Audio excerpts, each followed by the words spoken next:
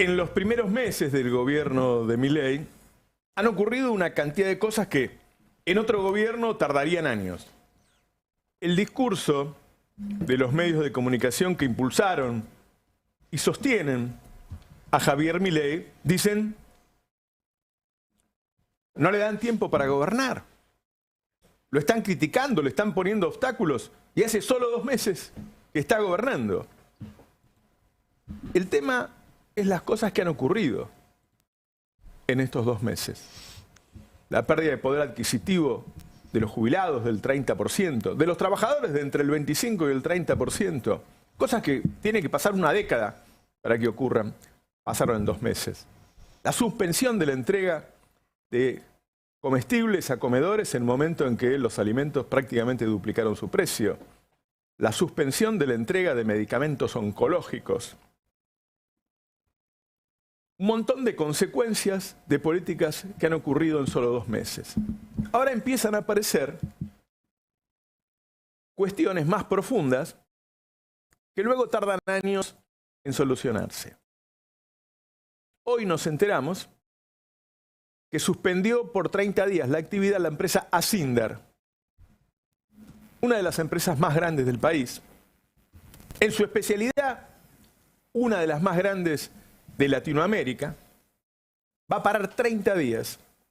Porque ¿para qué va a producir si no vende nada? El país está deteniendo como un auto al que se le apagó el motor y quedó con la inercia de cuando el motor estaba funcionando, pero poco a poco se va deteniendo. Bueno, se detuvo una de las 2 o 3 empresas más grandes del país, de industria dura, pesada, de enorme envergadura, que luego cuesta poner en marcha por la particularidad de su sistema de producción. E imagínense ustedes la cantidad de puestos de trabajo calificados que han quedado en peligro. Porque ¿cómo sabemos si va a seguir produciendo dentro de 30 días? Ayer nos habíamos enterado que la construcción ya había perdido 100.000 puestos de trabajo. 100.000 empleos. Díganselo cuando la gente le dice, no, pero pasaron nada más que 2 meses. Mirá las cosas que pasaron en 2 meses. El tema no es la cantidad de días que pasaron, sino la cantidad de sufrimiento y daño que han generado. Eso es lo que hay que medir para ver cómo hay que reaccionar frente a este gobierno. Decía recién a los muchachos antes de entrar que es muy desgastante porque uno lo ve muchas veces en una vida de una persona como yo, que tengo 60 años. Bueno, ya vi esto, la destrucción de la industria, con la dictadura militar. Ya vi esto, la destrucción de la industria, con el menemismo. La vi por 3.ª vez con el macrismo y ahora por 4.ª vez. Hoy a la noche, cuando prenda la televisión, voy a ver a políticos y periodistas diciendo que hace 80 años que estamos igual. Y no hace 80 años que estamos igual. Porque durante el peronismo de Perón, durante el kirchnerismo, las noticias eran que abrían empresas, las noticias eran que crecían las empresas, las noticias eran que pasábamos de un país subdesarrollado a un país en vías de desarrollo y en muchos sectores en la frontera del conocimiento. Claro, el tema es entretener a la gente mientras haces esto. Están atacando, pidieron 12 años para Cristina, están atacando a la clase política, están atacando a las organizaciones sociales y están atacando a los sindicatos. Para decirte a vos que la culpa no es de Milei, que la culpa no es de la derecha, que la culpa no es de las empresas que pusieron ahí a Milei y hoy lo sostienen, sino de estos colectivos. Durante una semana vimos cómo ensuciaban a Juan Grabois con una denuncia que se comprobó falsa. Cuando un funcionario de ellos dijo, no, la verdad es que el trabajo de Grabois ha sido perfecto, el trabajo del departamento que están denunciando ha sido perfecto, no hay ninguna irregularidad. Ayer en televisión, uno de los que había propagado esta ofensa contra Grabois fue Jonathan Viale. Ayer en televisión Grabois le pidió que se rectificara. Le dijo, vos me llamaste por teléfono para pedirme disculpas, decilo en público, porque ¿de qué me sirve a mí que me llames por teléfono si me ensuciaste y ahora no me querés limpiar? Bueno, Jonathan Viale no le quiso contestar. Eso era el pase con el programa Somos Buenos, que venía después. Y después Grabois lo quiso decir nuevamente. A ver, una persona injuriada, difamada, estaba tratando de que se diga públicamente que no había sido cierto. Y no lo dejaban. Y no lo dejaban. En otra noche histórica de la televisión argentina, donde un injuriado, que ya todos sabemos que era mentira, no podía decir, no podía limpiar su nombre. Bueno, esto se está usando para tapar el desastre económico que están haciendo. ¿Qué te van a decir los tipos? ¿Estamos destruyendo el país porque se nos canta? No. Te van a decir la culpa de la destrucción del país es de ese. En este caso de Grabois. Pongamos un poquito lo que pasó anoche con Grabois. Porque viste este intercambio con Johnny Viale. Sí. Te lo tengo que contar porque si no... No, pero él está ausente. Pero te lo tengo que contar, no importa, él puede hablar después. Johnny Viale me llamó por teléfono. No, pero hablemos... ¿Por qué hay que hablar de lo que ustedes dicen? No, porque somos los periodistas y bueno, invitamos para preguntarte. Pero cuando vos tengas un programa nos invitáis y nos preguntás. El día que yo acepte las reglas del juego que me imponen... Pero también esto no son reglas del juego. ¿Por qué tienen miedo que cuente lo de Johnny Viale? No, pero no es que... Porque me parece que no, él no está presente y se lo diría de otra persona. ¿Tiene miedo que cuente lo de Johnny Viale? No, nosotros hablamos que no es nada malo, es algo bueno incluso. No. Me llamó a pedirme perdón. Sí, ya te lo por dijo una al aire. difamación. Ya te lo dijo. Sí, le costó, porque Alfonsín decía ofensas públicas. ¿Podemos hablar de las denuncias? Disculpas públicas. Entonces, como no escuché sus disculpas públicas, escuché las privadas, aproveché el momento para que las haga públicas. ¿Por qué? ¿Qué pasa? La denuncia, decís vos. ¿Qué es una denuncia? Una denuncia es una presentación en la justicia. ¿Yo tengo alguna denuncia? Es probable que sí. No tengo ninguna denuncia. Bueno. Ninguna denuncia. Minutos antes, Grabois había intervenido en el pase, donde sí estaba Jonathan Viale presente, y no lo habían dejado hablar. Fíjense la vergüenza de que un tipo que fue injuriado, que recibió disculpas por la injuria de manera privada, y estaba pidiendo que limpien su nombre, que digan la verdad, y no lo dejaban. Y no lo pueden dejar porque eso se hace, porque hay que echarle la culpa a alguien del desastre que están haciendo. Hoy, en una nota de Mariano Martín, aparece otra forma de echarle la culpa a alguien, que además sirve para trabar cualquier tipo de rebeldía que haya del movimiento obrero. Cuenta Mariano Martín, en esta nota, que le hicieron saber a la CGT que tenían información sobre ellos. El que habla de eso es el jefe de gabinete, que aparentemente está a cargo de los espías. Le hicieron entender sobre... No, estaba leyendo bien. Le hicieron entender sobre la aparente posesión de informaciones perjudiciales de referentes del sector. Es decir, están amenazando a la CGT que si vuelve a hacer paro, tienen videos, tienen escuchas, cosas personales, tendrán un amante, no sé. Bueno, esta es la manera mafiosa en la que se cubre la ruptura de la producción, la ruptura de la comunidad que están generando, el hambre de los que no tienen para comer, la falta de medicamentos, la interrupción del aparato productivo. Con estos movimientos mafiosos, yo no sabía que Fioriti también era mafioso, pero estaba al lado y hizo lo mismo, no lo dejó defenderse. Imagínense ustedes la situación de Grabois. El tipo quería limpiar su nombre, todos los que estaban ahí sabían que había ocurrido así, y no lo dejaban hablar. No lo dejaban hablar. Y estas cosas pasan todos los días. Son mafiosos. Mafiosos son. Bueno, esos mafiosos están encubriendo el daño que le están haciendo a la sociedad, el daño que te están haciendo a vos. Porque a alguien hay que echarle la culpa de que cerró a Sindar. A alguien hay que echarle la culpa de que despidieron 100.000 trabajadores de la construcción. Entonces se la echan a Grabois, entonces se la echan a la CGT. Ellos son los verdaderos responsables, estos medios de comunicación, estos periodistas. Lo que antes hacía la dictadura con los camps, con los tanques, bueno, ahora lo hacen, esos son los tanques. Ellos cumplen la misma función que cumplían los milicos la otra vez. No hace falta milicos porque tenés a estos tipos para convencer a la población de que la culpa la tiene otro. Y después hacen encuestas y la gente dice, no, la tiene el otro. Claro, si la gente repite lo que le dicen ellos. Eso está pasando hoy. Buenos días, ¿qué tal? ¿Cómo están? Buen día, Roberto. Buenas. ¿Cómo andás? Que son especialistas en eso, puedes normalizar lo normal. Que fue el título Total Normalidad que eligió Clarín el día que derrocaron a una presidenta, como era Isabelita, una presidenta después de la muerte de Perón. Y el título fue Total Normalidad. O sea, que era normal. Claro. Bueno, lo que hacen sistemáticamente desde estos medios es normalizar lo normal, que es, por ejemplo, hoy entrevistamos a un señor cuya mujer le sacaron el medicamento oncológico que le daba el Ministerio de Desarrollo Social, hoy dentro de las áreas de Petovelo, y se está muriendo. Porque en 3 meses sin tratamiento el tumor creció. La están matando. La están matando. Y en el medio te distraen con las operaciones contra Juan Grabois, que como bien decís, no lo dejan defenderse. Además, viste que dicen, no hables de Jonathan Viale porque no está. Como si fuera por eso, los periodistas no podrían hablar de nadie que no estuviera en el estudio. 5 minutos antes se había dado con Jonathan Viale adelante. Es que, y el argumento era, no hables porque está Jonathan.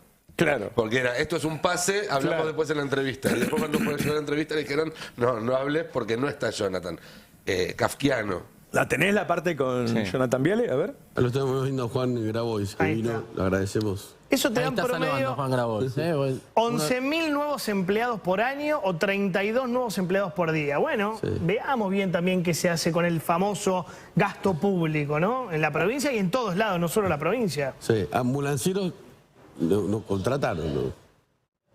Sí. Por la última. Pregúntale. No, bueno, después... Pero preguntale, dale, ya que Después vamos a hacer una entrevista. Pero pregunta, Johnny, ¿me escuchás? Escucho, Juan. ¿Por qué no le contás a la gente lo que me dijiste cuando me llamaste? ¿Sobre qué, Juan? Sobre el llamado que me hiciste para disculparte. Sí, claro, eso lo hablamos, no hay ningún problema, lo hablamos. Sí, claro. Pero aprovechá que estás al aire y contalo. No, Ya- pero igual, Juan. Está bien, Juan. Nosotros Juan, no tiene nada que ver eso. No tiene nada que ver, están mezclando todo. Pero después no hay problema, después con gusto lo aclaramos. No, pero pará. No, que no cambie las reglas del juego. Vamos a hacer una Agradecemos entrevista, Juan. la visita. Agradecemos. Vamos a hacer la Saludá, entrevista. te saludo y de paso aprovecho para que Sí. un hombre pueda... Tranquilo, pueda Juan, regalar eso una- es su... Pero está bien. Juan, Tranquilo, no, Juan. vamos a hablar en la entrevista. Chicanita barata Con total no. respeto. Tranquilo. Te Juan, presentamos. este es un programa de televisión que estamos conduciendo, estamos haciendo un pase, después vamos a hacer una entrevista con vos, vamos a hablar de todo. Espectacular. Con respeto. Ok, perfecto. Está bien. Ahí está. Viste, el método, no te preocupes. Después lo aclaramos con Juan, no te preocupes. Bueno, te estaba diciendo, estaría Pero bueno... está bien, Juan, está bien, en Juan. serio. No empezó la entrevista, Juan, no empezó la entrevista. La entrevista la vamos a hacer en un ratito.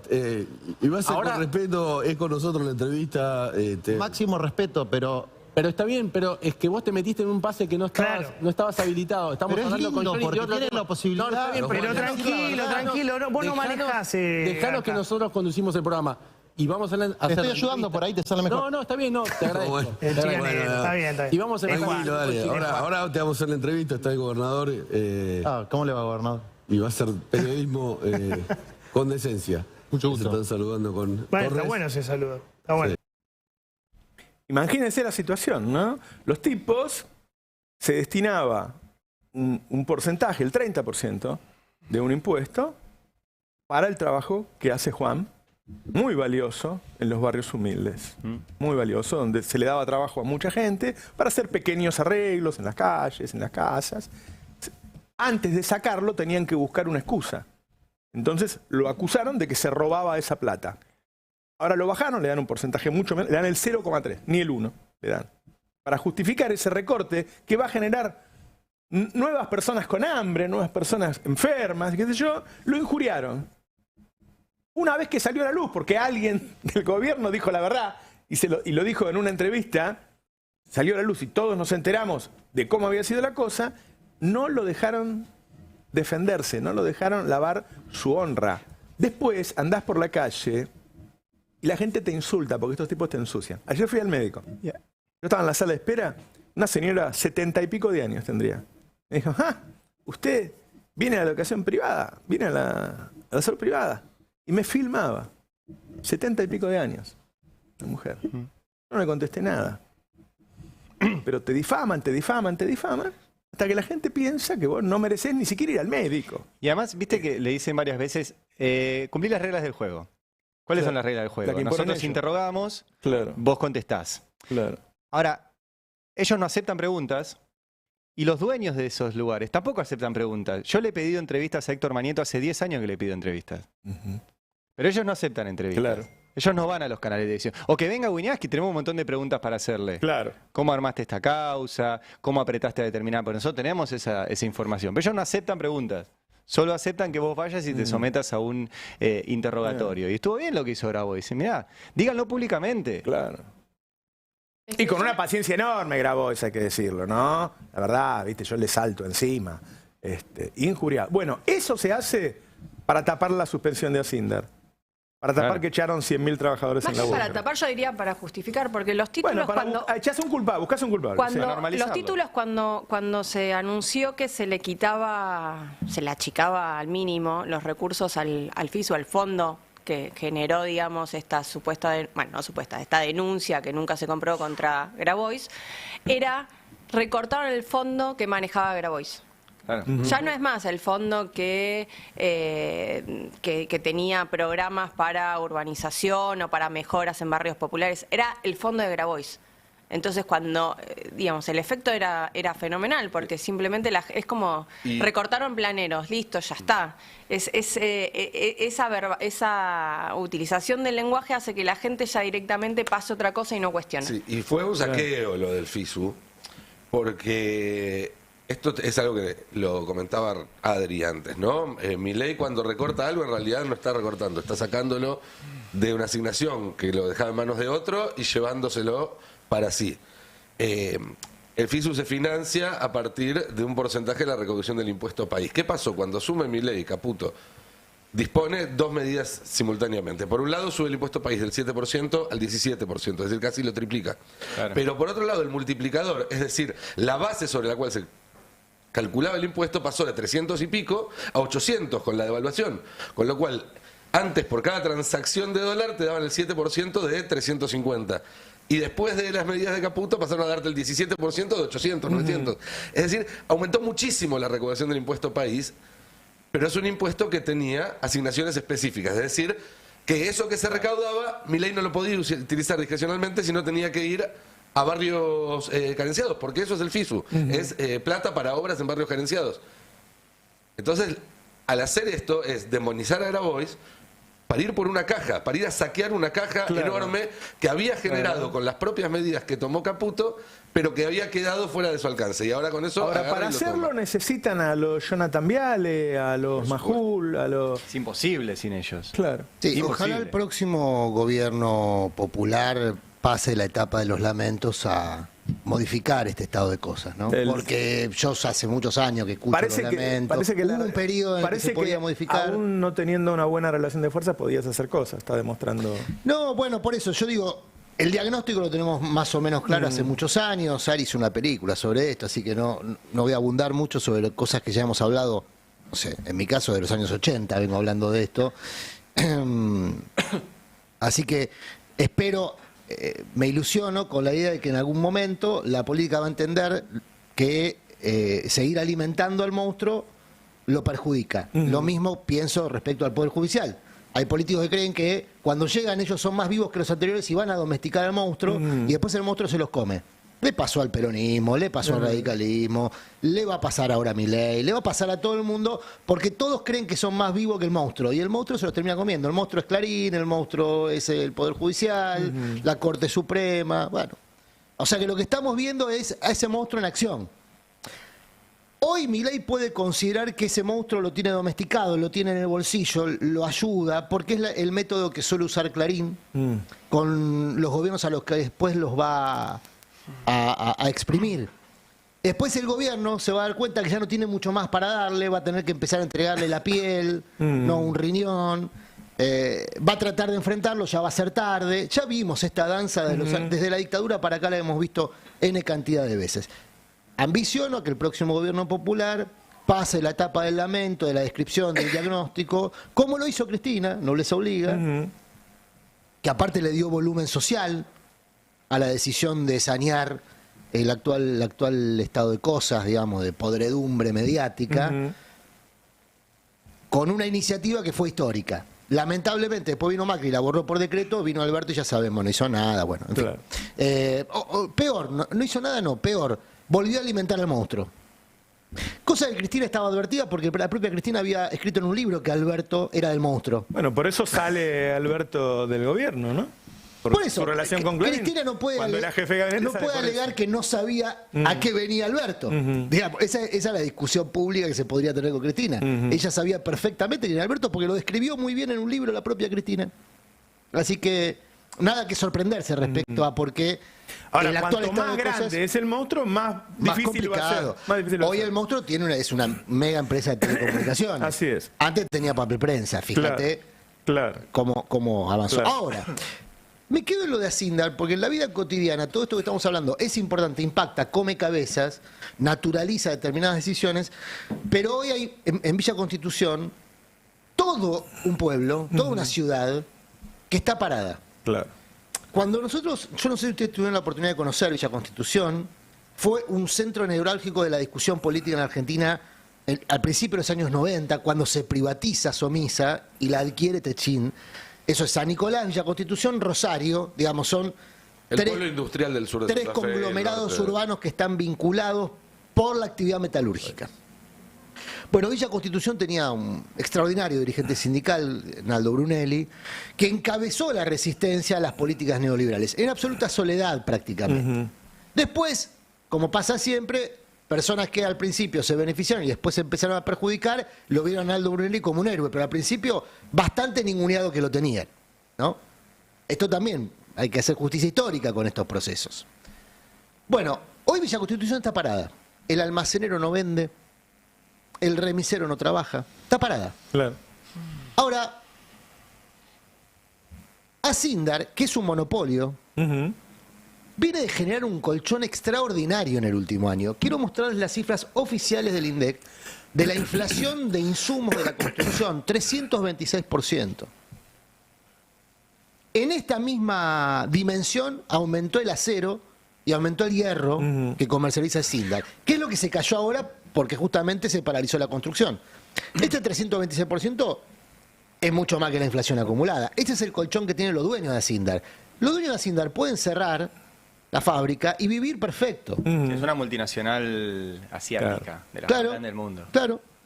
Pero pido, Va a pueden pasar cerrar lo mismo, los dueños, los va a gerentes. pasar lo mismo con las cementeras, va a pasar lo mismo con todo. Porque vienen de Eso hacer un desaparece. colchón extraordinario. Entonces, lo que yo quiero, porque acá la idea de casta penetró mucho en el votante de Milei. Yo quiero decirles que la casta está fenómeno. Cierra la planta, después tendrá dificultades operativas para Prender los hornos, prender los hornos, que no se van a apagar. De todas formas, por 30 días no se apagan. El horno se apaga a los 6 meses de parate. Es muy difícil imaginar ese escenario. Pero me parece que hoy el pueblo de Villa Constitución y mañana probablemente muchos más pueblos empiecen a vivenciar esta diferencia entre pretensión de cambio, la idea de que la casta iba a pagar el ajuste, y la realidad. La realidad es que la casta tiene un colchonazo, no va a pagar ningún ajuste es que lo que está y está ahorrando costos para mejorar su... Lo que está sus transcurriendo condiciones de vida. ahora es el momento justo en donde el trabajo de muchos años antipolítica dio resultados. Surte efecto. Claro. Durante muchos años se demonizó a la política. Bueno, ahora hay alguien en la Casa Rosada diciendo que la política es una mierda. Entonces la gente está muerta de hambre en la casa diciendo la culpa la tiene la política, la culpa la tiene la política. Porque Y eso esta es lo la dijeron razón, por televisión y durante Roberto, muchos perdón, años. con esto termino. Esta es la razón, este colchón que hicieron las grandes empresas en Argentina explica por qué las grandes empresas no dicen nada del parate económico. Las grandes empresas, las pymes sí están desesperadas, Claro, sí. pero las grandes empresas no dicen nada porque hicieron ese colchonazo que les permite ahora esperar, por ejemplo, si viene una etapa de rentabilidad financiera de sus ingresos. Tienen resto. Tienen herramientas Y también. tienen herramientas. Y van a tener más herramientas, porque A para ver, eso vino Caputo. Recordemos lo que está pasando, porque en este momento hay una tablita como la de Martínez de Oz, que está fijo el nivel de devaluación en el 2%. Y la tasa de interés de un plazo fijo simple que puede poner cualquier persona por $1.000.000 es de 10%. Sí. Entonces, está habiendo negocios financieros en la Argentina con una ganancia en dólares del 8% mensual. Exactamente. Es decir, del 100% anual, un poco más Exactamente. todavía. Exactamente. Entonces, ¿qué problema hay si paro la fábrica? si yo tengo mi dinero ahí duplicándose en dólares, cosa que jamás podría lograr fabricando. Los más añosos y memoriosos. Es lo mismo que ocurrió con la tablita de Martínez de Oz. Claro, Exactamente lo mismo. Y ya que vamos... Empresas que fabricaban en la Argentina, algunas se volvieron importadoras y la gran mayoría de ellas se volvieron financistas. Y además, en el medio de un discurso del gobierno de todos y de los medios, de todos estamos haciendo nuestro pequeño esfuerzo, ¿no? Yo siempre recuerdo esa frase que hizo un periodista que es cada uno dentro de sus posibilidades. Exacto, ¿no? Uno deja de comer, los empresarios pierden un poquito. Bueno, acá vemos que los empresarios nunca los grandes empresarios no llegan ni siquiera a perder porque este cierre es preventivo. Perdón, eso que dijo el secretario de Medios actual lo había dicho un chico el otro día en Constitución. ¿Se acuerdan? Claro, que lo escuchamos acá. No, el pueblo no tiene que sufrir, todos tenemos que poner. Bueno, fíjate que no están poniendo todo, están poniendo los vecinos de Villa Constitución. Siguiendo con los almaceneros de Villa Constitución. Con los paralelismos, con lo que sucedió a partir del 76, vos mencionabas el total normalidad, que fue el día 1. Sí. La dictadura también nos tiene que servir para entender cuánto pueden sostenerse desde las cúpulas cuando no pierden y los medios de comunicación que responden a esos intereses, ese apoyo.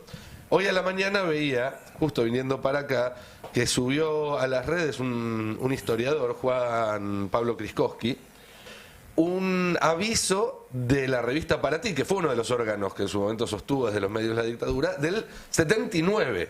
Ya había pasado, en términos de aparato represivo, lo peor. Y en términos de económico también habían pasado 3 años realmente muy duros. Y esto era lo que publicaba la revista Para Ti en el 79. No sé si lo podemos ver, lo tenemos ahí. Bueno, ahí está. Les regalamos la Constitución Nacional. En plena dictadura, llevábamos 3 años de dictadura y la revista Para Ti le regalaba a los lectores la Constitución Nacional. Esta edición de Para Ti regalamos un cuadernillo que estaba suspendida. Que estaba suspendida, claro. Detalle. Con el texto completo de nuestra Constitución Nacional aprobada en el 53. Este no es un regalo caprichoso, dice. Es la continuación de algo que nos hemos propuesto llevar adelante, aprender a vivir en una república. Que no había. República significa división de poderes, claro, cosa que no existía en la dictadura. Y para que eso se logre, para que eso sea posible, hay que empezar por conocer las leyes fundamentales de nuestros derechos y obligaciones. Y esas leyes están en nuestra Constitución. Por todo esto, regalamos la Constitución de la Nación Argentina. Además, en este número, el Papa en Polonia, los peligros de los medicamentos, la intimidad y la libertad en el matrimonio, qué color está de moda, etcétera, etcétera. Pero digo, si esto no hay de abajo hacia arriba y acompañado obviamente por acción de dirigentes, una respuesta política a todo lo que está pasando, los Johnny Viale, los Hugo, Paco y Luis y todos estos pueden estar 3, 4, 5, 6 años más defendiendo cada punto y cada coma de lo que haga este gobierno, porque si ya lo hicieron con algo que era objetivamente peor, de esta forma, tan desembosadamente, te regalaban una Constitución en plena dictadura, que no van a poder hacer ahora. ¿Te puedo decir una cosa muy interesante de esto que acabamos de ver? Esto es en el 79. Sí. En el año 79 estaba detonada la relación entre Armada y Ejército. Y para ti, la Editorial Atlántida había quedado del lado de Macera. Sí. Bueno, esta historia la puede contar muy bien Alfredo Leuco, ¿eh? La puede contar con anécdotas personales. Digo, por si no me creen. Y no es el único que la puede contar, de los periodistas que ahora se la dan de republicanos. En esta época eran muy activos comunicadores de estas bandas que tomaban aparatos comunicacionales, como uno muy potente como era Editorial Atlántida. Esto de la Constitución fue una idea que tuvo Macera para empezar a construir la salida democrática. Macera, que era el carnicero de la ESMA. Donde él, la salida democrática, donde él era protagonista. Así es. Él iba a ser el Entonces, el esto que está mostrando Nico, claro, formó parte de una operación política en la que se involucraron medios de comunicación y periodistas que hoy fingen demencia de su propio Marcos accionar. Citrinblum. Bueno, Citrinblum era otro, Que fue mencionado, pero era el jefe de... El tema es que Clarín. siempre, ayer Menem, ¿no? En el tape 24, convenciendo a la gente que el ajuste lo está pagando la política, ¿no? A ver, hoy el ajuste proporcionalmente de alguna manera lo está pagando 60 a 61% de la política, 39, 40% la gente. Con el DNU y con la ley ómnibus, 80 y pico % lo iba a pagar la política y 15% la gente. Entonces están un grupo de pícaros, lo mismo de siempre, tratando de que el ajuste lo pague la gente y no eso. Esto es lo que... Eso lo puede sostener solamente con los dos cómplices que tiene al lado, ¿no? Con Viale. Porque ¿cuál es? No entiendo. Digo, aún vayamos a las provincias más perjudicadas hoy por el mileísmo. No sé, Nacho Torres, ponele, que está todo este día peleándose. Yo imagino que debe haber dormido en la casa presidencial de Chubut, habrá comido bien, como todos los días, con un buen vino, como todos los días. Es decir, al gobernador no le están haciendo nada, la política no está pagando nada. No. Son los ciudadanos que viven en Chubut los que lo están pagando.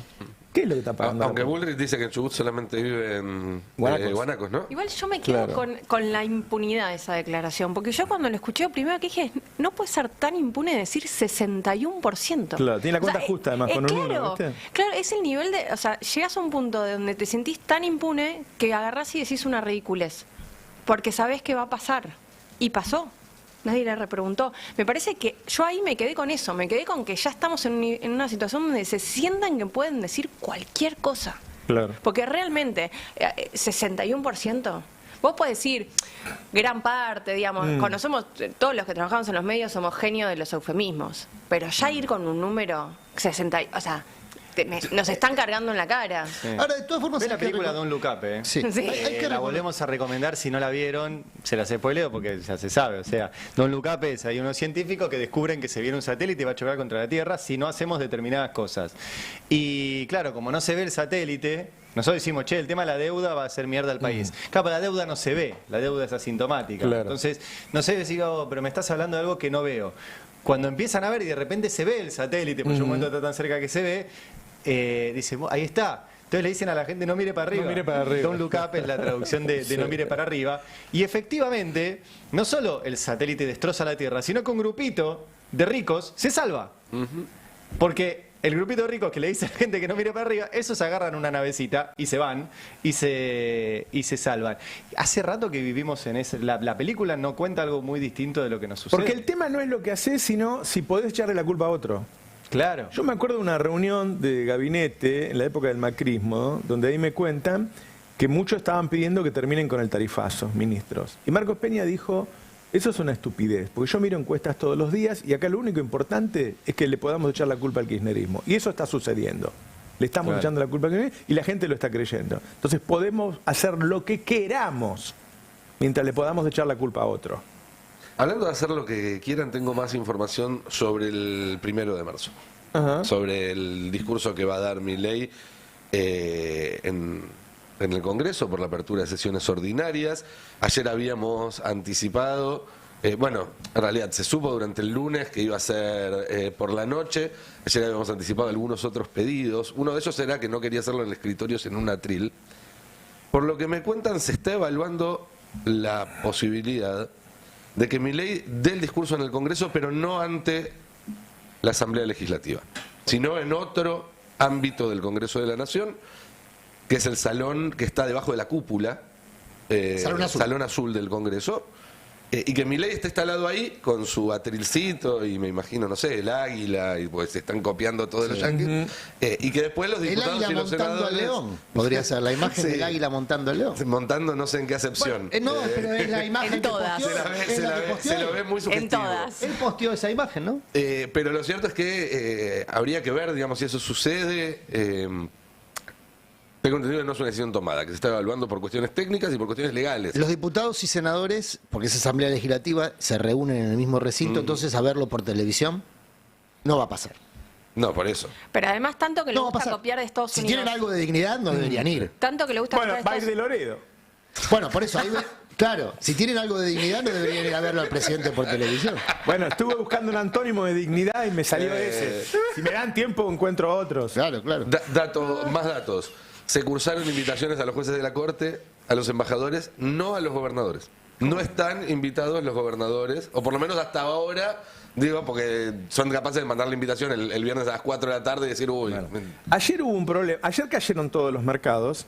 En el editorial del principio yo comenté, tiene dos sostenes, los mercados y una buena parte de la sociedad. Los mercados se le van a empezar a complicar a partir de hoy. ¿Por qué? Porque ya se sabe que va a caer el DNU en el Senado. Entonces queda muy amenazado el gobierno y su plan financiero. Pero al final de la rueda hubo un tuit de un libertario que decía que el viernes Milei iba a anunciar la dolarización. Sí.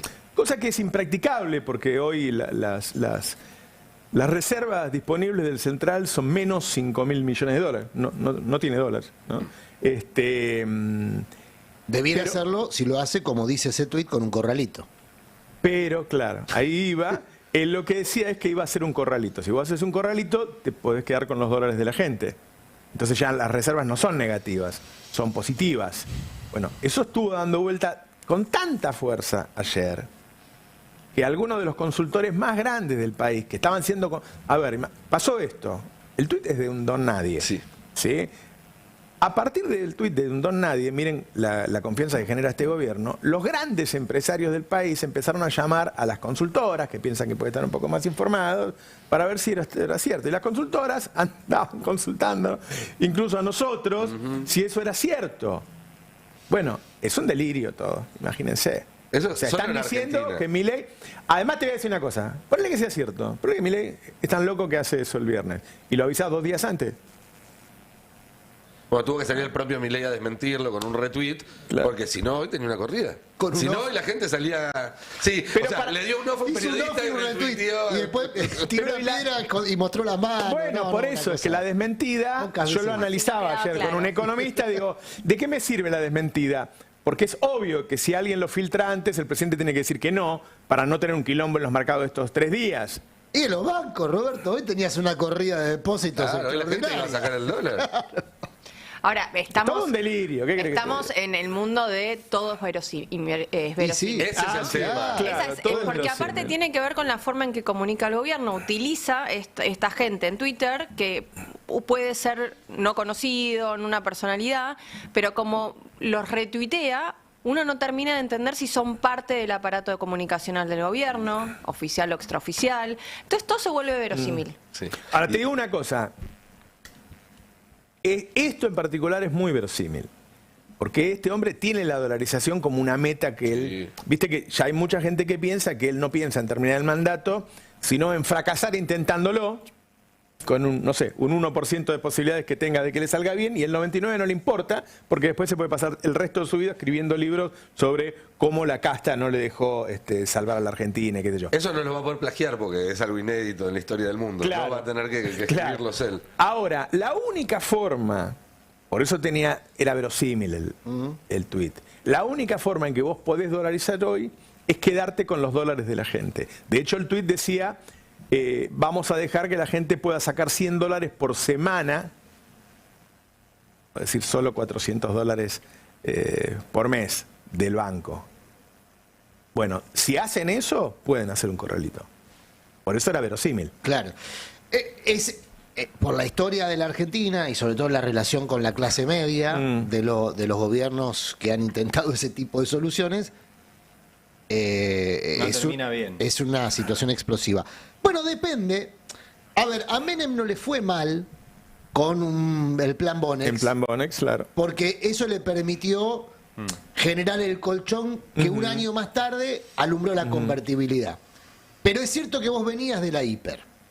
Entonces, para volver al ejemplo del Don't Look Up, lo cuenta esto Cavallo en el libro donde él relata cómo se gestó la convertibilidad en términos comunicacionales también, cómo se convenció a la gente de que tenía que convalidar algo que ahora se llama competencia de monedas, que en ese momento no competían, era un peso, un dólar, eran dos monedas que convivían. Y él cuenta que el plan Bonex, la apropiación de depósitos, fue fundamental para financiar la convertibilidad, pero no se hubiese podido hacer si vos no venías de la hiper. Pero ojo, no de la hiper de Alfonsín, de la hiper de Menem. De Menem, claro. Porque todos le adjudicamos, naturalmente, Hay dos hiper, hay dos pero la hiper de Menem fue generada por el gobierno que después no por el gobierno, por el núcleo de poder en el que estaba Cavallo, que después alumbró la convertibilidad. Porque ¿qué hizo Cavallo? Y lo cuenta él, genera el problema. Pero es lo genera mismo, es lo la mismo. pauperización. La hiper licúa los ingresos de la gente y el Exactamente. corralito licúa el stock. Licuás el flujo, licuás el stock, después podés ir a la convertibilidad o a la dolarización. Por eso fue tan verosímil, porque el tipo, Milei ya licuó el flujo Y como se dice que va a hacer un discurso acusando de corrupción al gobierno anterior, bueno, puede terminar diciendo, esto no nos deja otra que quedarnos con los plazos fijos ustedes. Es decir, los plazos fijos fue la culpa de Alberto, no mía. Claro, pero ahí no tenés el efecto pavor que genera la hiper. Es el efecto sálvame como sea. Sí, y somos... Perdón, somos otra cosa, que viene de hace 2 días del FMI decirle públicamente en un diario argentino, no dolarices. Sí, pero también le dijo no te pelees con los gobernadores y salió de ahí y se puso a patear puertas. Pero digamos, en economía me parece que el FMI, que te lo esté diciendo, es diferente a lo que pasó con Menem. Sí, igual para mí la mayor diferencia con Menem es que Menem tenía el apoyo de 15 gobernadores, de casi 2/3 del Senado, tenía mayoría en la Cámara de Diputados. Y tenía el apoyo de Estados Unidos y había un plan, que era el plan Brady, que era un plan transnacional, que encontró en Menem el mejor alumno, pero no el único. Brasil estaba en la misma, O sea, si Menem hubiese estado solo... Sí, pero un tipo más parecido a Milei, que era color de Melo, que era un tipo totalmente outsider también. Y con poco control del Congreso. En realidad el que lleva... El que lleva es... Y el tema es lo que dice Laura, que todo es verosímil, porque pónganse a pensar la cantidad de cosas que pasaron en estos 2 meses, que atañen a buena parte de la sociedad. ¿Qué otras cosas pueden pasar? Dan de tener imaginación, a ver. ¿Qué otras cosas puede hacer un gobierno como este? Puede hacer cualquier cosa. Claro. Porque tiene una especie de psicopatía que no mide las consecuencias de sus actos, ¿no? Y no tiene sensibilidad ante lo que le ocurre al otro con lo que hace. Con lo cual, nada es inverosímil. Eso desorienta y lo vuelve inasible. Lo que vimos anoche con Nacho Torres y los gobernadores patagónicos fue una situación políticamente muy exótica. Los mismos que habían acelerado buscando una negociación terminan apareciendo, reculando, consiguiendo un fallo judicial para, con alivio, anunciar que entonces el tema estaba laudado, sin reconocer públicamente una derrota. Ahora, ¿qué había pasado en el medio? Es que al gobierno no le importó nada. No le importó nada. No le importó nada. No le importa nada de lo que haga el contrincante. En el escenario del chicken game que se menciona tanto por estos días, del juego de la gallina, que son los 2 autos que van uno contra el otro y el primero que dobla pierde. Contra este gobierno pierden todos. Claro, pues no le importa nada. Ayer ganó Milei. Digo, se buscó, los gobernadores quisieron ponerlo de otra forma. Pero ganó Milei. Pero perdón, le pasó a la Unión Ferroviaria. Es imposible jugar con él, porque es como vos jugás al ajedrez con una paloma. Vos movés el rey y la paloma solo caga. Digo, no importa lo que vos hagas. Entonces, no se puede jugar al ajedrez con este tipo, no se puede negociar con este tipo, no se puede hacer política. Y quería decir algo más de la posibilidad de que abran la convertibilidad. El problema que tuvo Menem, viste que él lee la historia reciente, ve en qué se equivocaron para él hacer lo mismo pero por otros métodos. El problema que tuvo Cavallo es que rápidamente cuando vos te atás a una moneda de una potencia que aumenta la productividad mucho más rápido que vos, al poco tiempo vos no sos competitivo con el mundo, entonces te llenan de importaciones, no puedes exportar. Recordemos que le pasó eso a Menem. Lo que tuvo que hacer Cavallo es empezar a bajar, lo que eligió hacer Cavallo es empezar a bajar los costos laborales. Entonces vos necesitas 2 cosas. Primero, tener una reforma laboral para poder flexibilizar. Y segundo, empezar de un dólar alto. Porque si vos empezás de un dólar bajo, primero que el campo te voltea, te voltea. Está. No tenía campo, si vos, no tenía campo. No, bueno, pero ahí tenía un vos elemento. Históricamente ahora, si vos dolarizaras con este dólar, te lo comen 3 meses porque la inflación va a seguir. Por eso es un Entonces él necesitaría irse, no sé, a 2.000, a 3.000 el dólar y después dolarizar. Ahora, ¿qué va a hacer esa suba primero? Va a generar otro pico inflacionario. Claro.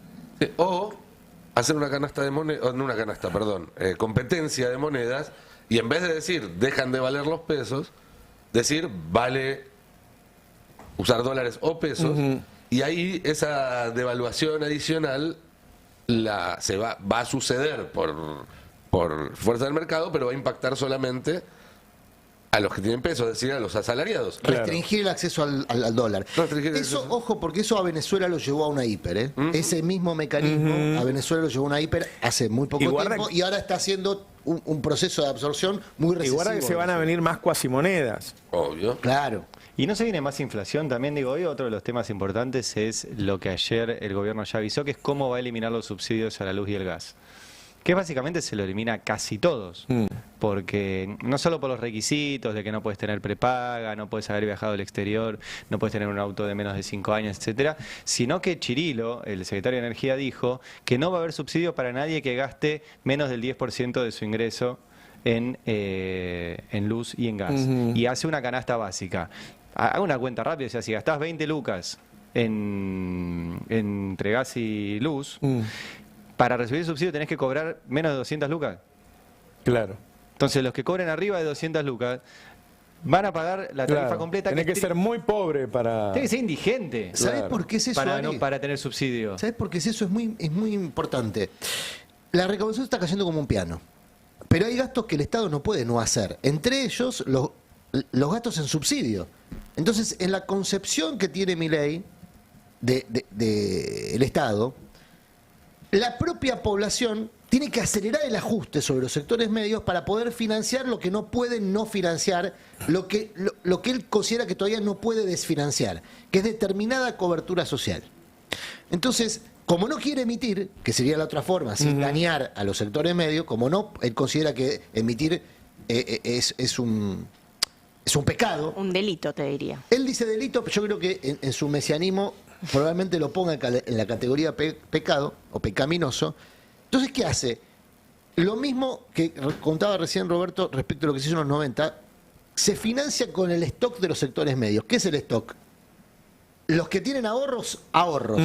Los que no tienen ahorros, el flujo, su salario, su ingreso. Claro. Le va a comer ingresos todo lo que pueda, con lo cual los sectores medios se pauperizan, eliminando a la clase media. Cuando nosotros decíamos acá en campaña, ojo porque el proyecto de Milei elimina a la clase media, latinoamericaniza la economía de la Argentina, genera dos clases sociales, un 10% opulento, que es el que veíamos antes, está fenómeno, cierra Sindar y se va a Europa y la pasa genial, fines del siglo XIX, principios del siglo XX, el modelo que le gusta a Milei, un 10% opulento, manteca al techo, la vaca atada, todos los dichos que se acuñaron en aquella época, Claro. y un 90% pauperizado, pero pauperizado a niveles a niveles de esclavitud, que es también parte del modelo laboral que tiene en la cabeza Milei. Ahora, yo, Igual- hay algo que no termino de entender. perdón, Digo, si pasa, perdón, sí. Me parece que hablar de 10% en la Argentina es mucho. engañoso, porque en septiembre del año pasado, que fue la última vez que se midió, el decil superior de la economía argentina era aquel que tenía ingresos por 280.000 pesos. Actualicémoslo, ponerle que tuvieron buenas paritarias, hoy está en 600.000, 700.000. Es no mentiroso. es una clase media. Es mentiroso. No es una clase media. Entonces, para entrar a la clase media, tenés que estar en el 5. Y los que realmente van a poder pasar esto sin tener que tener ningún recorte, yéndose a Europa y demás, estamos hablando del 0,1, Puede ser, del puede ser. 0,5. Sí, sí. No, bueno, pero me parece sí. que Es un grupo es muy minúsculo de la otro población. fenómeno distinto, Sí, sí. porque el 10% de la población sigue siendo un 10% de la población, sigue siendo una cantidad importante de gente. bien. Estamos hablando de una élite No me refería absurda. al 10% más rico. Lo que dice de los subsidios es que si no te involucra el 10% de tu ingreso... No, me refiero a lo que no, decía no, él, decía que- me decía ¿De que- cuánta clase media va a clases quedar? sociales. Sí, sí, sí, por digamos. eso. No, Pero va a clase quedar media todo el no existe mundo. más. Sin Claro, clase claro, media. no Va a existe. haber- ¿Qué ibas a decir, Laura? No, que aún si todo este modelo de empobrecimiento sigue avanzando, yo no termino de ver cómo va a funcionar, cómo va a sostenerse este plan económico, porque siguen sin aparecer la llegada de dólares.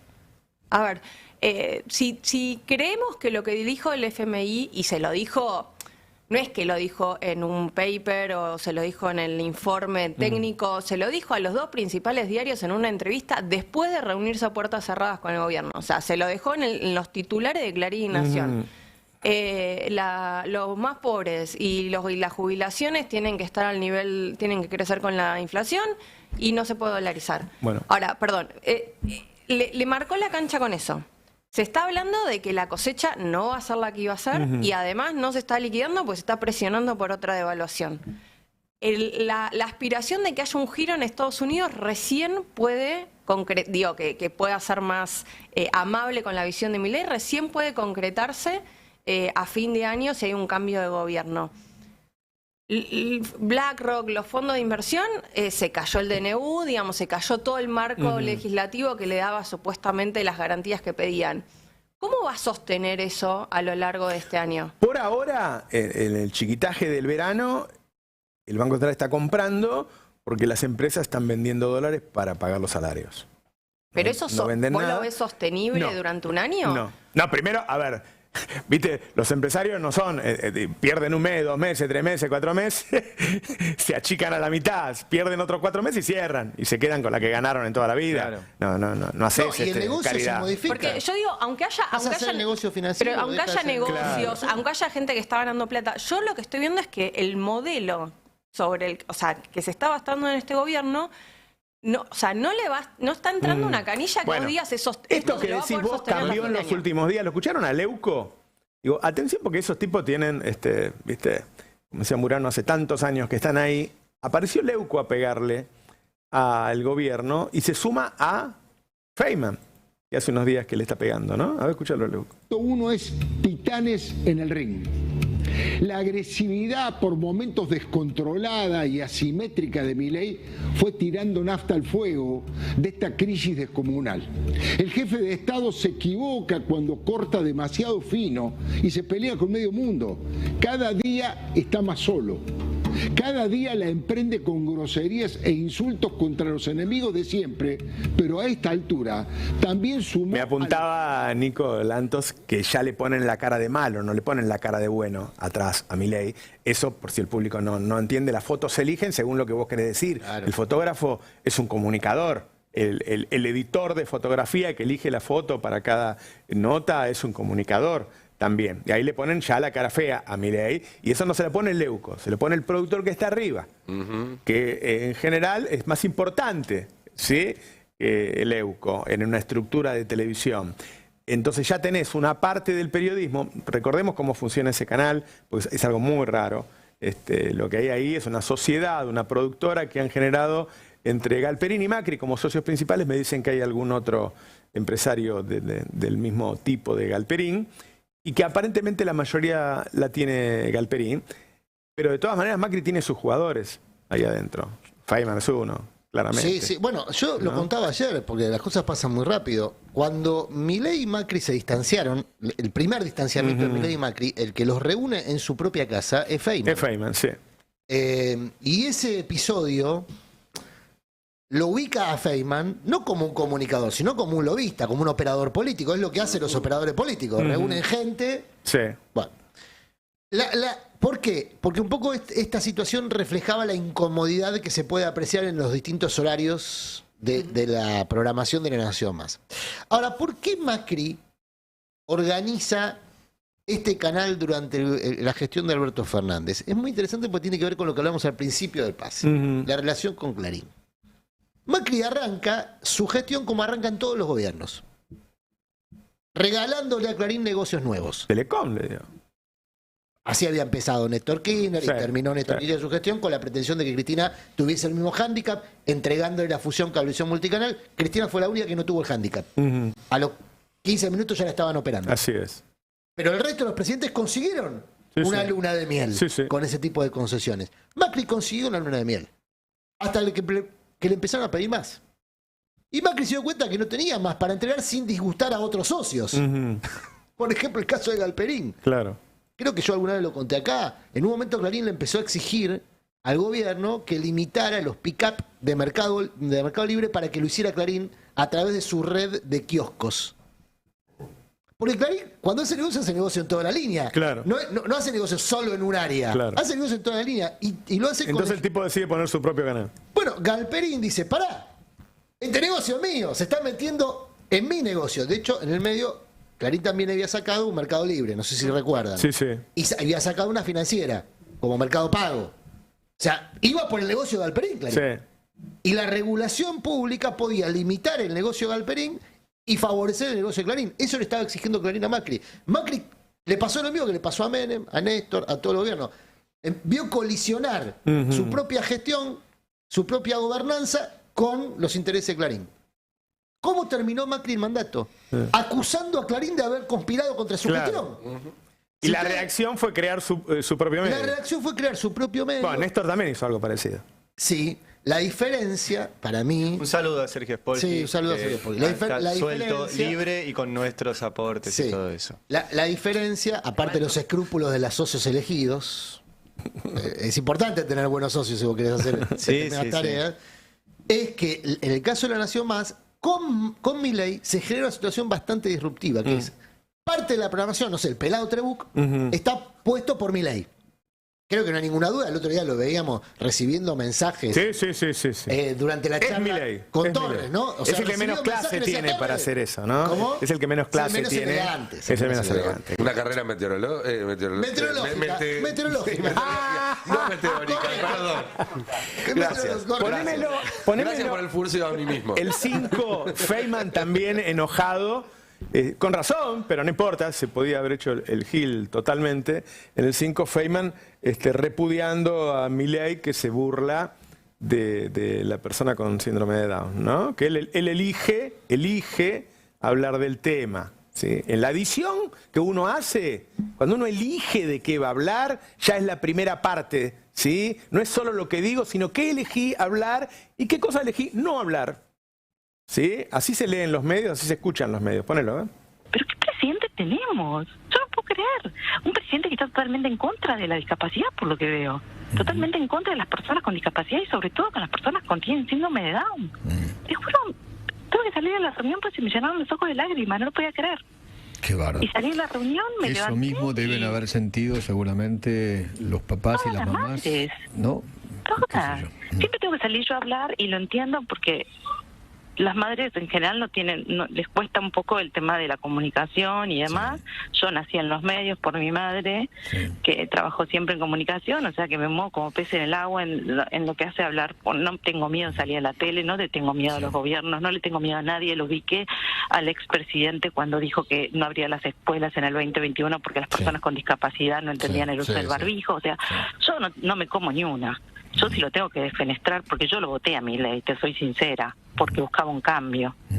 Pero no puedo entender el ensañamiento que tiene. Bueno, la nota además tiene todos los requisitos porque es una arrepentida. Es una arrepentida, parece guionada. En Radio Mitre, primera mañana, Feynman hace esto a Milei. ¿Qué quiere decir? Que no estamos solamente ante el deterioro rápido de un gobierno, tan rápido como no habíamos visto, sino que en el medio del deterioro hay una guerra entre Macri y Milei, como explicó ayer Adrián Murano, con enormes intereses atrás, y se ven esas jugadas que no son periodistas, como nosotros que opinamos lo que se nos ocurre en el momento sino que tienen operadores, tienen gente que le dice, hoy tenemos que hablar de esto, mañana tenemos que hablar de otro. Cuando vos mirás los canales, la gente que queda así, hablo de los capos, no de los columnistas, está lleno de buenos periodistas. Los que quedan, viste, los que no nos rajan a la mierda como Víctor Hugo, como a mí, son la gente que en la cucaracha puede recibir, hoy hablamos bien, mañana hablamos mal. Hoy hablamos bien, mañana hablamos mal, y siguen ahí. Bueno, estos tipos hacen eso. Haciendo amigos con Roberto Navarro. Sí. ¿Puedo aportar bueno, yo estuve ahí, qué sé yo. Vos tenías que escuchar cuando le decían a Víctor Hugo algo. Víctor Hugo decía todo lo contrario. Una maravilla. No solo no lo decía todo lo contrario. Así decía Víctor Hugo. Aporto un dato en relación a esto y en relación a lo que decía antes Nico. La pretensión de un Milei en soledad está asociado a otro vínculo que está muy tenso, no digo roto, pero sí muy tenso, que es con la vicepresidenta. De hecho, lo protocolar indica que el presidente se tiene que reunir con la vicepresidenta, hacer todo ese caminito que la vimos hacer a Cristina con Alberto durante esos 4 años, que era un caminito medio tenso, sabíamos que no era la mejor relación, pero el protocolo manda, tenés que ir por paso. El presidente del Senado, la vicepresidenta de la Nación, recibe al presidente, lo invita a firmar el libro, todo ese protocolo que lo vimos estos 4 años. Bueno, Milei prefiere omitirlo. No él. No sé si él opina sobre sus propias acciones, la verdad, no lo sé. Pero, o si le dejan opinar, o si Karina le da opinión. Puede ser que Karina le diga, vos de esto no. Pollo pasta. Vos seguime. Pollo pasta. Ahora, la reunión, estuve averiguando un poquito más de lo que ayer contaba Nico, la reunión de Caputo. Entre Caputo y... Lo que me gusta de este gobierno es que uno se puede enterar de todo. Porque como todos están peleados con todos hablan. Bueno, recomiendo la nota de nuestro compañero Federico Pokorowski, que cuenta detalles de este vínculo que podría incluir otro exotismo, no solamente el horario de las 9 de la noche, sino que la vicepresidenta Y el hecho de no hacerlo frente a la... Y el hecho de no hacerlo hacerlo en el Salón Azul, en un atril, para no estar junto a la vicepresidenta, porque el acto involucra a la vicepresidenta. Tiene que estar. Ahora, si lo hace en un atril en el Salón Azul, la vicepresidenta no estaría al lado del presidente. Ojo, porque a Villarroel tal vez esto le gusta también, ¿eh? Diferenciarse, sí, estar lejos. Le permite marcar una diferencia. Claro. Que ayer me parece que encontró un punto de eclosión en esa relación con Caputo, en ese encuentro con Caputo, donde Caputo le transmite esta intención a Villarroel. Che, mirá que vas a ser presidente en la ceremonia. Vas a tocar la campanita, vas a habilitar la sesión y te vas a tener que ir.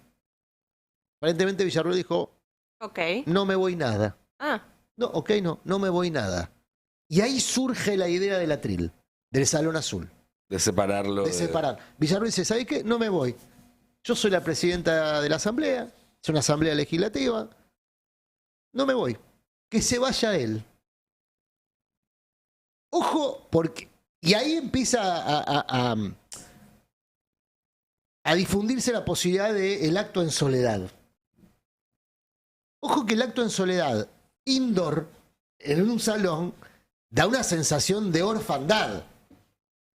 No da la sensación de fortaleza. Porque no es lo mismo de estar afuera y estar sola hablándole a una multitud. Claro, es el loco que habla solo a la luna, ¿eh? Ojo, es el loco que le habla solo a la luna. Sí, pero viste que ellos tienen una capacidad a veces de dar vuelta a ese relato y es el loco contra todos. Puede ser. El loco solo contra todos. Digo, yo me imagino que van a tratar de darle un spin para ese lado. Todas esas decisiones parten de Caputo. El ideólogo estético del gobierno es Caputo, que recordemos es alguien que viene de eufemismo, ideólogo estético. Bueno, es el que piensa en que los logos se parejan a los logos de la administración norteamericana y demás. Alguien que viene de la escudería Durán Barba. Recordemos, es su Santiago. Hay dos Caputos. Sí, tenés razón. Sí, y un tercero. No que es muy estético. ¿Qué? Luis, me parece. No, eso también es cierto. No es un esteta, quiere decir. El que se preocupa mucho por la cuestión ornamental. No opinamos de los cuerpos. Igual el 1 de marzo va a ser una fecha de quiebre, no solamente por lo que suceda el propio 1 de marzo, sino por lo que significa institucionalmente, porque el comienzo de las sesiones ordinarias lo que hace es disminuir muchísimo la potestad del Poder Ejecutivo para limitar lo que sucede o deje de suceder en el Congreso. Y ayer yo anticipé que está habiendo diálogos entre los distintos bloques opositores, y hoy como opositores tengo que incluir también aparte del bloque del PRO. No a todos, pero aparte del bloque del PRO, que ya se autopercibe opositor a partir del quilombo de los últimos días, etcétera, que están hablando para establecer o presentar juntos una serie de proyectos para los cuales obviamente tienen los votos, pero también garantizar los votos suficientes, los 2/3 necesarios, para dar vuelta si viene un veto presidencial. Es decir, se vota algo en la Cámara de Diputados, se vota algo en el Senado. Si el presidente lo veta, necesitas que ambas cámaras lo refrenden con 2/3 de los votos para imponerte sobre el veto presidencial. 2/3 que una suma de Unión por la Patria, más el radicalismo, más el bloque de Pichetto, más los provinciales, más la izquierda, alcanzan, incluso si no hubiera ni un voto del PRO actual, de lo que hoy es el día del voto del PRO, pero además se podrían sumar. Bueno, ¿cuáles son los proyectos que podrían? Estuve charlando ayer con gente de todos los bloques, porque cada bloque dice, sí, a mí me interesa que hagamos este proyecto, a mí me interesa tal otro, hay que ver después en cuál se ponen de acuerdo. Pero la lista es bastante llamativa si uno los lee uno abajo del otro, porque se hablaría de fondos para la educación, básicamente. A mí me dicen que es para defender la guita de las provincias, ¿eso? Ese es uno de los temas que aglutina, obviamente, defender las cajas de las provincias, defender el pago de los sueldos, defender incluso hasta algo de obra pública. ¿Y eso cómo se hace? Fondo de educación.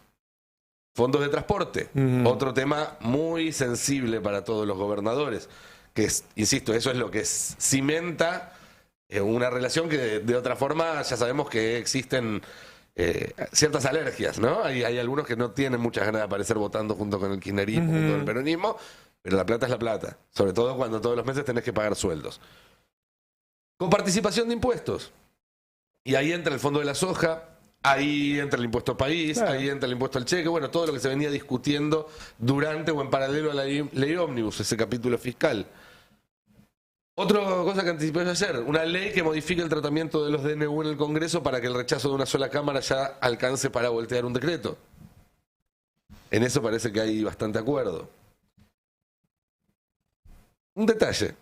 La separata de Massa de las exenciones impositivas por 4 puntos del PBI. ¿Revive? ¿Sabés quién está interesado en revivirla? Y creo que no la adivinan, ¿eh? Ricardo López Murphy. Ricardo López Murphy, enojadísimo con Milei. Estamos hablando de eliminar exenciones y beneficios a los empresarios, que esa era la propuesta de Massa, que es una idea de hace un par de años de Cristina. Así es. Bueno, hoy en día tendría apoyo de un ala poco cristinista, digamos, del Congreso. La fórmula jubilatoria, ojo con eso. Perdón, López Murphy un ofendido. Un ofendido de Milei, sí, un herido. Empiezan a pesar también los ofendidos. Las ofensas personales. Claro, hay por gente que no perdona las ofensas personales, que no dice, bueno, ahora en 6 meses se me pasa. Ahí tenés otra diferencia central entre Milei y Menem. Menem era un encantador de serpientes. Menem podía ser su peor enemigo, que te iba a hablar bien de vos, iba a hablar bien de vos con otros.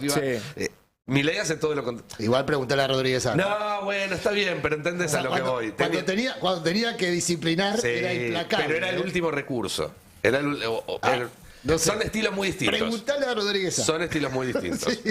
Y por último, y esto ya entre signos de pregunta, porque es algo mucho más complejo, pero lo que se preguntaban ayer algunos diputados en función de esta súbita confluencia de intereses es, che, ¿y si empezamos a pensar una fórmula de coparticipación desde las provincias?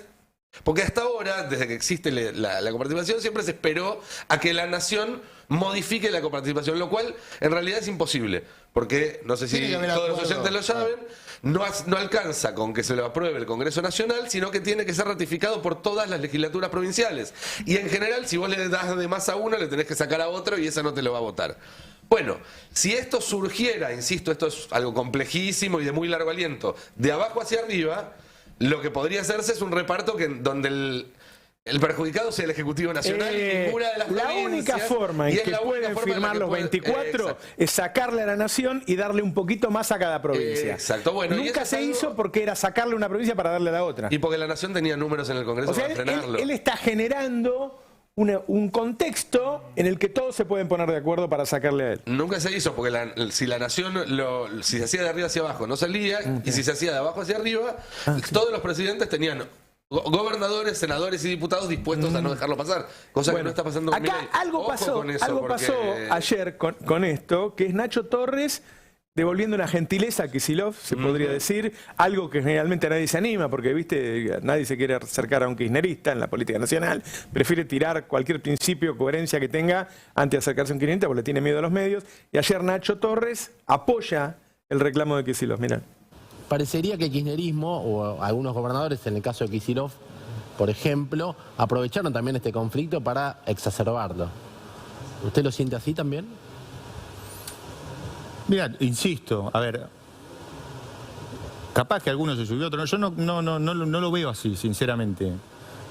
Hay reclamos, mira, que exceden lo... Vos hablaste de provincia de Buenos Aires. Axel Kicillof reclama algo que tiene que ver con asimetrías en la coparticipación federal. Que tiene razón, porque nosotros somos la tercera provincia más perjudicada, la primera es Buenos Aires. Lo mismo lo planteó María Eugenia Vidal, y lo mismo lo planteó Scioli, que es funcionario de los libertarios. Entonces, los tres, libertarios, peronismo y PRO, reclamaron lo mismo, porque es una discusión federal, no partidaria. Entonces, yo no veo que haya un manijeo partidario. Es una discusión constitucional. Constitucional, totalmente. Fíjense que lo invitan a pegarle a Axel, y él sale y termina diciendo, es un problema federal. Es decir, vos te metiste con todas las provincias. Entonces, me parece que la salida que marca Nicolanto, que tiene información sobre qué podría suceder, guarda. Digamos que se está empezando a hablar. Para que suceda tienen que darse muchísimos pasos. El tema es que el tipo canta, falta envidia y truco con 2, 4 y una sota, y cuando le empiezan a decir quiero, se le va a complicar. Para mí es muy difícil lograr esa unidad, es muy difícil lograr esa unidad. Para mí la noticia es que empieza a percibirse desde el Poder Legislativo una idea de que con el apoyo de ciertos gobernadores y demás se puede constituir un polo que trate de disputarle la gobernabilidad a Milei. Claro. Algo en la Argentina nunca pasó, Claro. digamos, que el legislativo le dispute la gobernabilidad al ejecutivo. Pero si te dicen la fórmula jubilatoria es esta, los impuestos se reparten así, y demás, de alguna manera estás evitando un choque frontal en un sentido no constructivo, te vamos a decir que no a todo y proponiendo otra cosa. Es dificilísimo, ¿eh? Es dificilísimo y van a operar durísimo para que no suceda, porque sería además algo que cambiaría un montón de parámetros. Pero al mismo tiempo siguen acelerando los tiempos del choque. Digo, ayer vimos que hubo una reunión de ministros de Educación con la Secretaría de Educación, justamente para ver si estaban volviendo a pedir que el envío del FONIT, el envío de los fondos para pagar parte de los salarios de los docentes de las provincias, y para garantizar que el ciclo lectivo, digamos, que en algunos lugares comenzó, siga avanzando. El gobierno no solo no presentó ninguna propuesta, sino que marcó un cuarto intermedio para el martes que viene. Ahora a las 5 de la tarde, los 4 gremios docentes que están nucleados en la CGT se van a juntar y es muy probable que se declare un paro. Pero realmente digo, ¿qué voluntad de tratar de evitar un conflicto hay si vos pateás para dentro de una semana? Es que no le importa nada de lo que vos hagas. Ahí hay un tema. Perdón, ahí no solo, no presentaron una propuesta salarial, sino que se ratificó que el FONIT no se suspende. Entonces digo, da toda la impresión que el gobierno está como acelerando el tiempo también del conflicto. Bueno, todo esto que contaba Nico lleva tiempo. ¿No? Toda esta discusión de Palacio lleva tiempo. Sí, claro. Y yo me preguntaba, mientras lo escuchaba, cuánto se tolera la inanición. Volví a pensar en los vecinos de Villa Constitución. ¿Cuánto se tolera la inanición? ¿Cuánto tolera un almacenero el almacén vacío? Comiéndose el stock en la medida que pueda, porque hay mucho alimento perecedero, por ejemplo, que no dura un mes. Y gastos fijos que se están yendo. Y gastos fijos que se están yendo. Permítame una alusión maoísta. Acá la duda que tiene la política... bueno, ¿qué querés?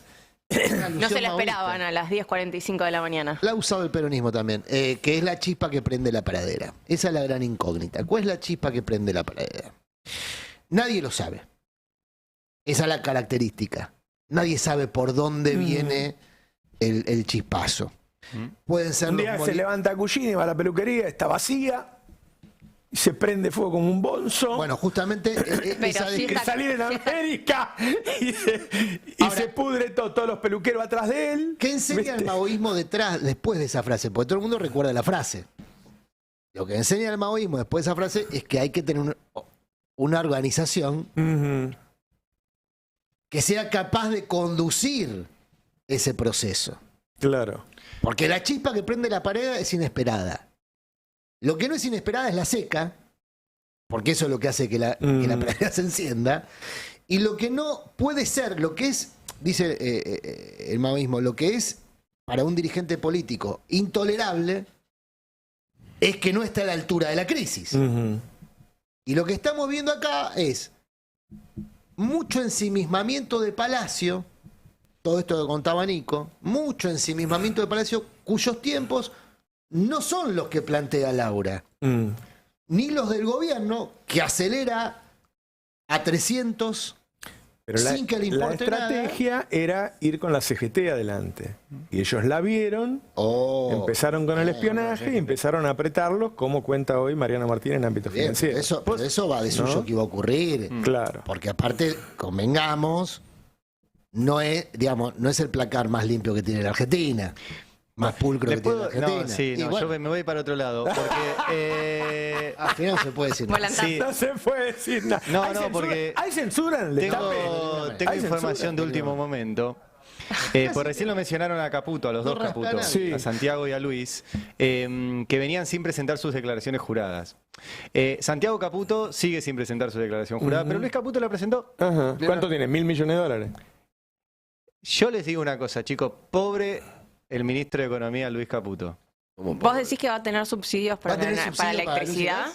¿No tiene prepaga? No, porque tiene un bote. Tiene un gomón. Tiene un gomón. Pero es que a veces se inunda, ¿viste? Hay que estar preparado. El patrimonio, a ustedes les parecerá un montón, pero declara un patrimonio apenas arriba de $2 millones. Pobrecito. No voy a hacer un comentario, pero... Yo te... La casa debe valer, don John. Es raro, la casa, te iba a comentar justo eso. Casa personal. Su casa la adquirió en 2004 con ingresos propios, pero tiene una superficie de 1 metro cuadrado. Debe ser complicado porque tiene... Ese es un placar complicado, no el de la gente. 4, 5... Tiene 6 hijos, Caputo. Tiene que salir de placar. Pero quizás ya son grandes. Lo que tiene que hacer Caputo es salir de su metro cuadrado para ver lo que está pasando. La casa tiene 1 metro cuadrado... Perdón, pero eso es lo que dice su declaración jurada, evaluada en 75 millones de pesos. Esto siempre se evalúa en pesos, todo. 75 millones de pesos son 75.000 dólares. Te diría que es caro por 1 metro cuadrado. Es muy caro. No, que lo tiene en Puerto Madero. Pero tiene un montón de metros cuadrados. Tiene un lote en Pilar también de 1 metro cuadrado. Tiene otro lote en Benavides de 1 metro cuadrado. Tiene un lote en Villa Langostura de 1 metro cuadrado. Un buen economista no pone todos los huevos en la misma canasta. Y ustedes dirán, se equivocó. Es una canasta, literal, 1 metro cuadrado. Acá un poquito más grande la canasta. Ustedes dirán, rellenó todo a la vez. Bueno, no, porque tiene otro lote en Alberdi que ahí sí puso la superficie. 8.153 metros cuadrados. Ahí va queriendo. Después tiene varias cocheras de 1 metro cuadrado. También no sé qué auto entra en 1 metro cuadrado, pero bueno. Uno de En esos fin. eléctricos chiquititos. Después tiene varios El que usaba autos. Peter Sellers en la fiesta inolvidable.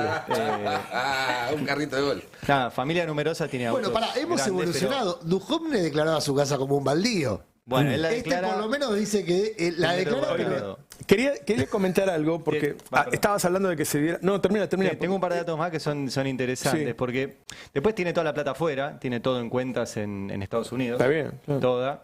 Y después tiene participación Si en acá empresas puede haber un privadas. corralito. Sí, acá puede haber un corralito.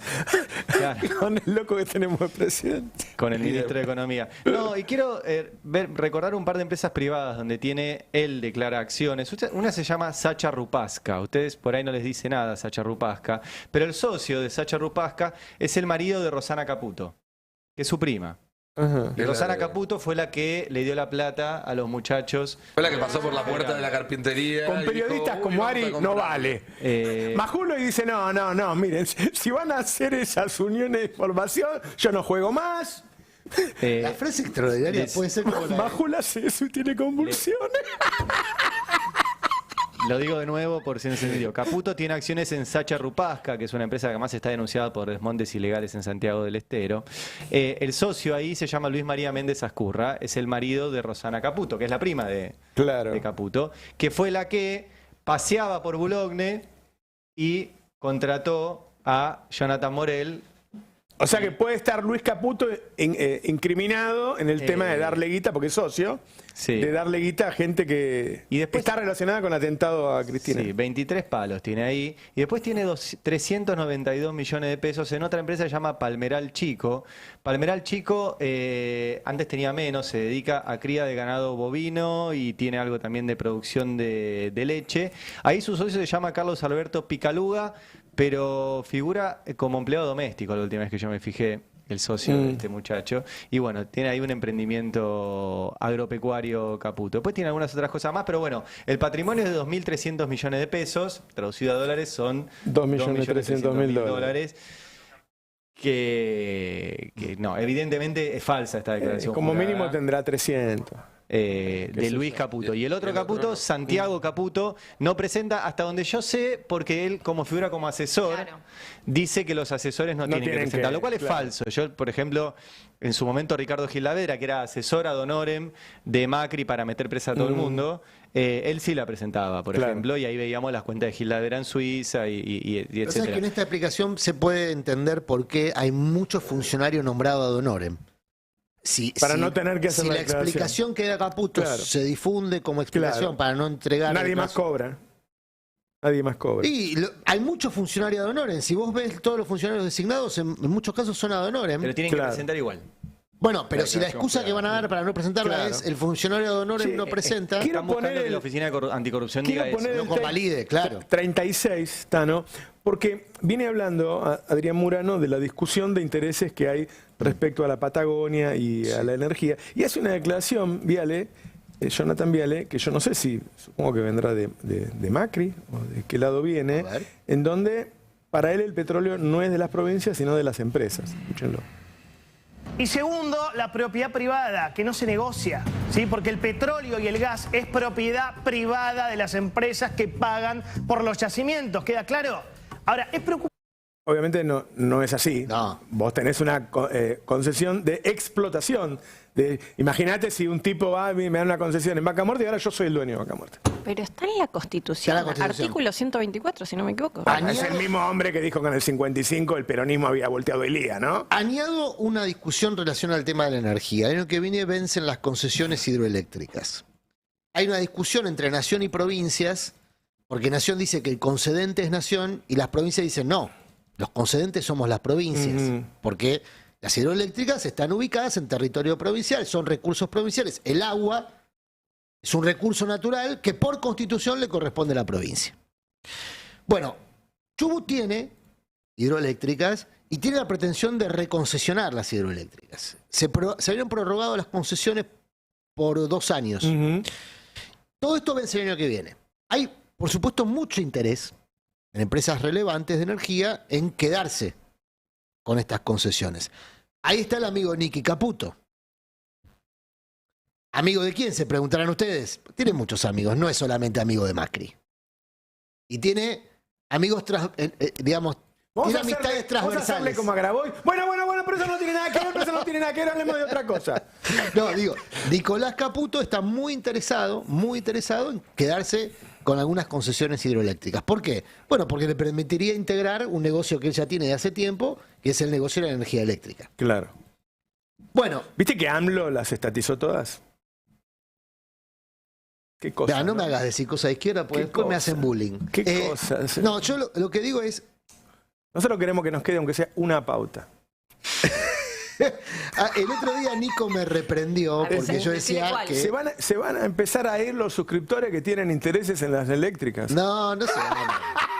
Primero que... nos hace pelear con todo. A ver, bienvenidos todos los suscriptores, pero además los suscriptores que tienen intereses con las eléctricas probablemente... Sí, interés en poder pagar la cuenta a fin de mes. No le hagan cosquillas con la suscripción de Destape. Bien podrían ampliarla. Bien podrían ampliarla. No, pero lo que digo, el otro día Nico me reprendió cuando yo dije, el gobierno es un esquema de negocios que está en disputa con parte de ese esquema de negocios que necesita otras cosas. Pero yo no te reprendí eso. No. Pero me decías, bueno, no entremos en la discusión respecto a la idea de que los gobiernos son esquemas de negocios. Yo decía, me quedé pensando...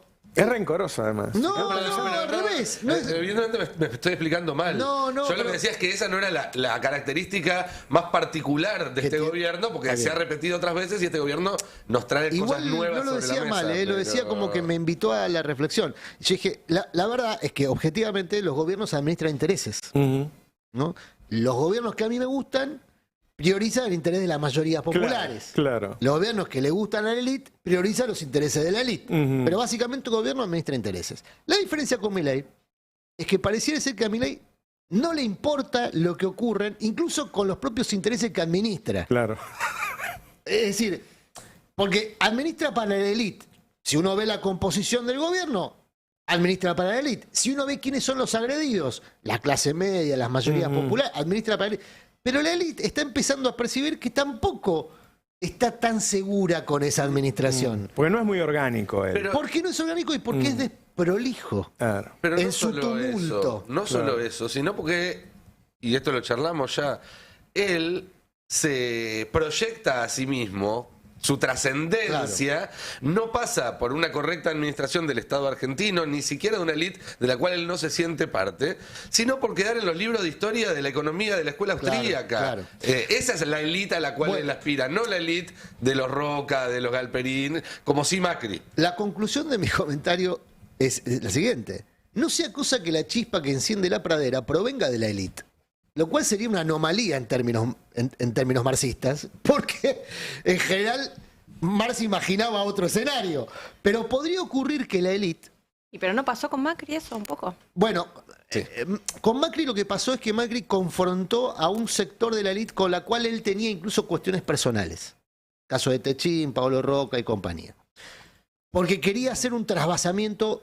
Sí, pero digo... del modelo de negocios. Hay dos opciones. O te suelta la mano tu círculo de poder porque se te incendió el país y entonces ven que Bayos no sos viable, o te sueltan la mano porque hay un cortocircuito en la superestructura. ¿Saben qué está pasando en este momento mientras nosotros hablamos? Hay un piquete de personas muy enojadas en la entrada del Aeroparque Metropolitano, porque hoy hay un paro. Hay un paro de trabajadores aeronáuticos.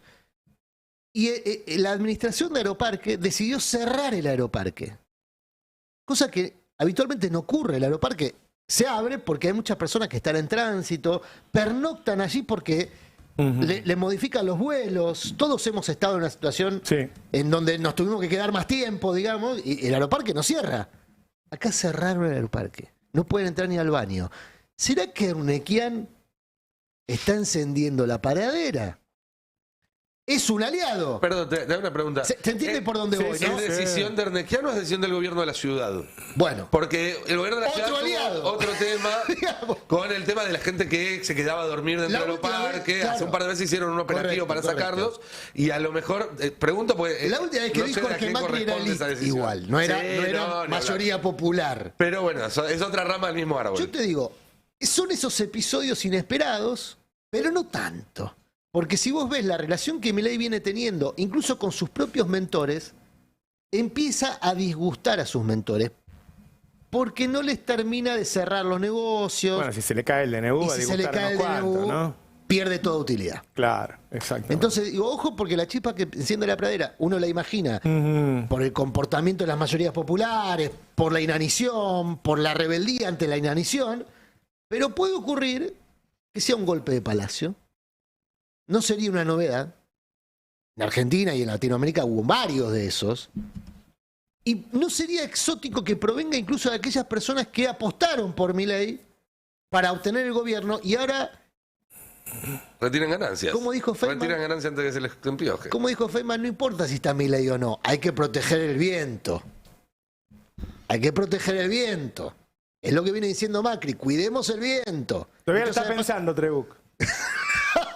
Bueno, es que de toda la lista de proyectos que contaste vos, Nico, para mí el que más puede poner en jaque al gobierno, más allá de que en términos de la sociedad y los intereses populares, lo más importante sea esto, que se garanticen los fondos de transporte, fondos de educación, es el tema de modificar cómo se ratifica o rechaza un DNU, porque ahí le corta las piernas a cómo quiere gestionar Milei.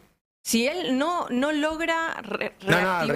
ya el rechazo del Senado, que es un hecho, lo va a complicar mucho. Pero ahora, si además para mí la caída de los mercados de ayer tuvo que ver con eso. Pero si además le dice, a partir de ahora te vamos a poder bajar los DNU mucho más fácil, y él sigue con esta, digamos, enemistándose con casi todo el pleno de diputados y Senado, ¿cómo gobierna? Digo, a mí me parece que lo pone mucho más en jaque y es un primer... No te digo una chispa, pero es un primer... Yo digo, si la élite que lo puso a Milei no encuentra beneficios... Por supuesto. Sobre el futuro del DNU te voy a contar un par de cosas que creo que todavía no salieron en ningún lado ahora en un rato del programa. Ahora viene...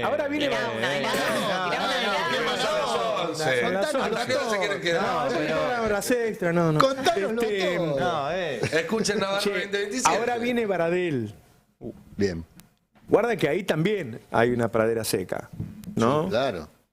Si se incendia la pradera, la mula. ¿Cómo te gustó la mula, la frase maoísta? La mula, es que al final del camino. ¿Qué hace la mula cuando se incendia la pradera? Mira, yo no quiero spoilear. Laura tiene un competidor, descubrió un competidor de Petri extraordinario.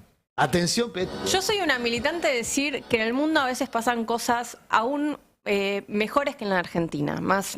Hay otras mulas. Claro, vos mirás afuera, sí.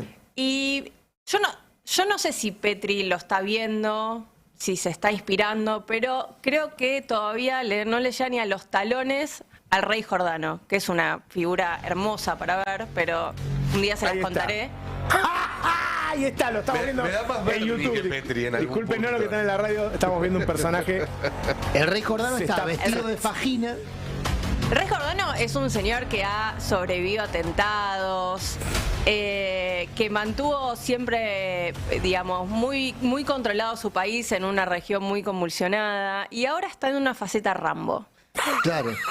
Pero Con Ahí un está. nivel que me parece que superó nuestro ministro de Defensa. Sí, esto está por Y está más inflado. Sí, Y ahí está tirándose en paracaídas. Esa señora. Ministro de Te Defensa y digo, cosplay.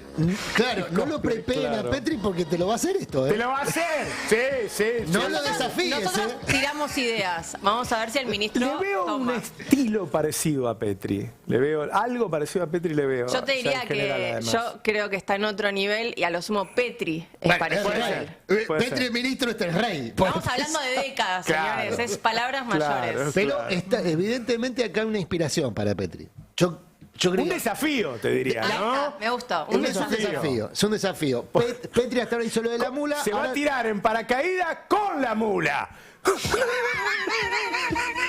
Está mal, ¿eh? Pobre mula. O sea. Hola. Ya venimos. Chao, chao.